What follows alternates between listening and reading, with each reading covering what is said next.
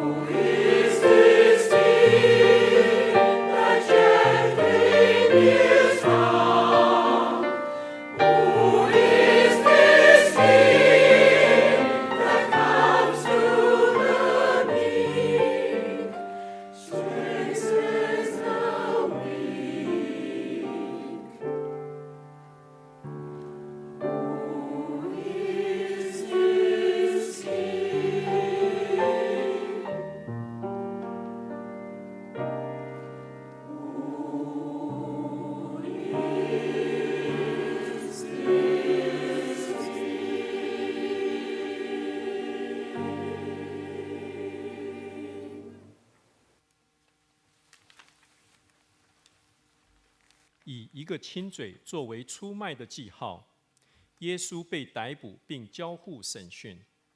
在布满武装的戒备及不实的控诉之下，逮捕他的人将耶稣移交官府，并想要以自称为先知及他荒谬地宣称自己为救主的言辞，作为他最终的罪名。先知以赛亚曾在多年之前就曾描述此景象：他受人轻蔑和拒绝，他被欺压受苦时却不开口，他像羔羊被牵到宰杀之地。当控告者嘲笑他的一生和使命之时，被拒绝且孤单的耶稣静静地站立，也不出声。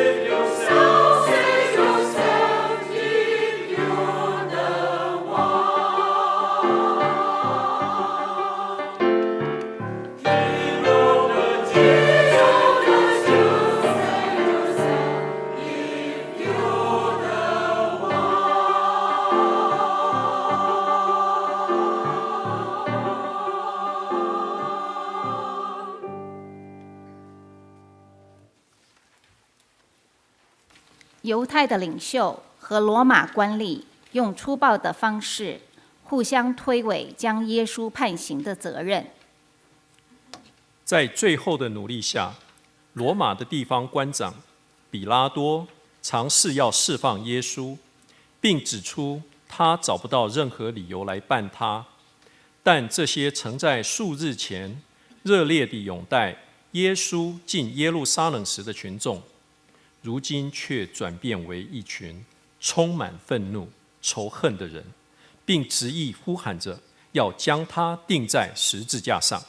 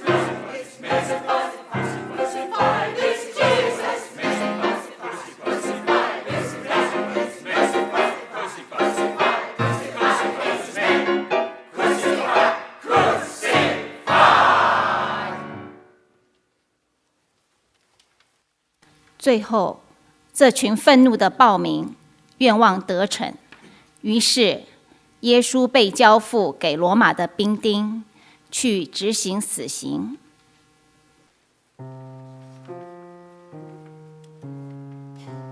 被迫背上自己的十字架，耶稣走在人群前面，一边是相信他是他们的救主、弥赛亚和君王的人，而另一边则认为他是亵渎神的骗子。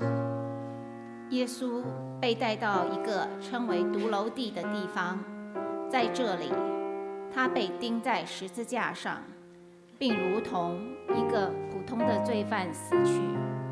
在最后的嘲讽中，比拉多指示要在十字架上安放一个牌子，上面写着“拿撒勒人耶稣，犹太人的王”。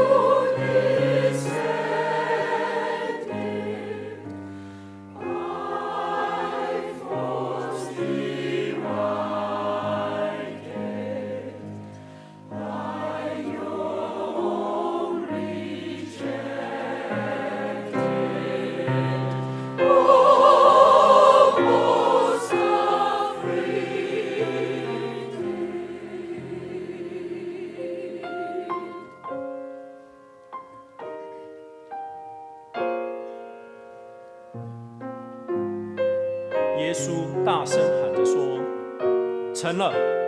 然后气就断了。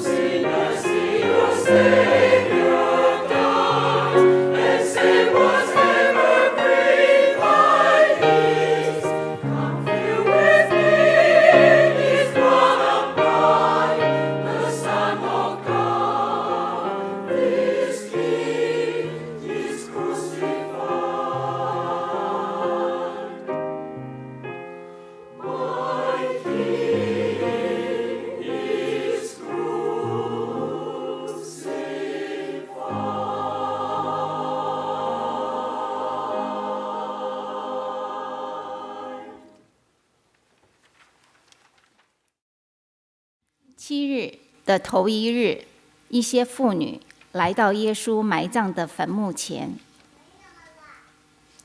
忽然，地大震动，有天使从天上下来，把坟墓的石头滚开，坐在上面。天使说：“我知道你们是寻找那钉十字架的耶稣，他不在这里，照他所说的，已经复活了。快去告诉他的门徒，说耶稣已经复活了。这正如预言中所说，弥赛亚要带着大能前来，战胜他的仇敌。如今这确实应验了。但他的仇敌并不是世上的国度或政权，而是罪恶、邪恶、疾病。而君王耶稣最重大的胜利，是借上帝的能力击败死亡。哈利路亚！归万王之王、万主之主，来拥戴他复活的君王。